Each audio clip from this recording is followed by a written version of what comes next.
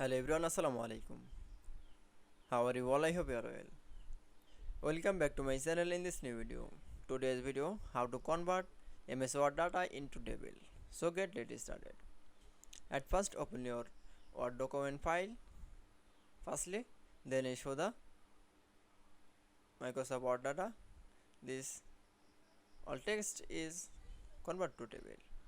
Firstly, select your text.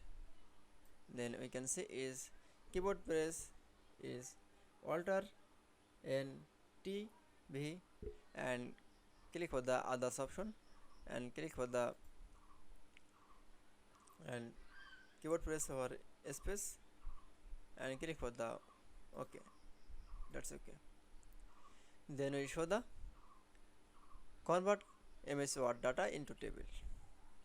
I hope to enjoy the video. Please like, comment, share and subscribe my channel. Thanks for watching my video.